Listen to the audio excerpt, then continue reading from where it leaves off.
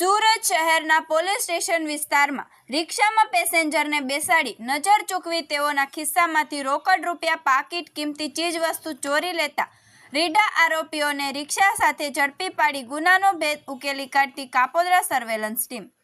Police inspector Shri M.R. Solanki સાહેબ નાઓએ વણશોધાયેલા અનડિટેક ગુનાઓ શોધી કાઢવા તથા પોલીસ સ્ટેશન વિસ્તારમાં રિક્ષામાં પેસેન્જરને બેસાડી નજર ચૂકવી ખિસ્સામાંથી રોકડ રૂપિયા, મોબાઈલ ચોરતી રિક્ષા ગેંગનો આતંક હોય જે આરોપીઓને શોધી કાઢવા સૂચના આપેલ. જે અન્વયે એક ફરિયાદી શ્રી નામે કરમસિંહભાઈ જયરામભાઈ દિયોરા નાઓ કાપોદ્રા 4 રસ્તાથી એક પેસેન્જર રિક્ષામાં બેસેલ અને તેઓના ખિસ્સામાંથી રોકડા રૂપિયા 20,000 નજર ચૂકવી ચોરી કરી લીધેલ અને રિક્ષા ચાલકે કાપોદ્રા હીરાબાગ સર્કલ આગળ ઉતારી દીધેલાનો બનાવ બનેલ.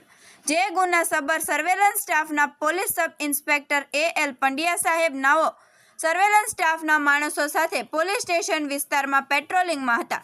તે દરમિયાન સર્વેલન્સ સ્ટાફના ASI પંકજભાઈ સુરેશચંદ્ર તથા અર્જુનસિંહ મહાવીરસિંહ નાઓને ખાનગી રાહે મળેલ સંયુક્ત બાતમી હકીકત આધારે જાવેદ ખાન, ઇસ્માઇલ ખાન પઠાણ અને કલીમ ઉર્ફે કલ્લુ સલીમ શેખ ને પકડી પાડી ગાયત્રી 3 રસ્તા પાસે બાતમી હકીકત આધારે ઝડપી પાડી સદરુ આરોપીઓને પોકેટ કોપ મોબાઈલમાં નામ સર્ચ કરતા અગાઉ સંખ્યાબંધ ચોરીઓના ગુનામાં પકડાયેલ હોય જેઓ બંનેની અંગ ઝડતીમાંથી ગુનાના ચોરી કરેલ રોકડા રૂપિયા 13,000 તથા ગુનામાં ઉપયોગ કરેલ ઓટો રિક્ષા મળી કિંમત રૂપિયા 53,000 મત્તાનો મુદ્દામાલ કબજે કરી ગુનામાં સંડોવાયેલ હોવાનું જણાઈ આવતા તેઓ વિરુદ્ધમાં કાયદેસરની કાર્યવાહી કરવામાં આવેલ છે.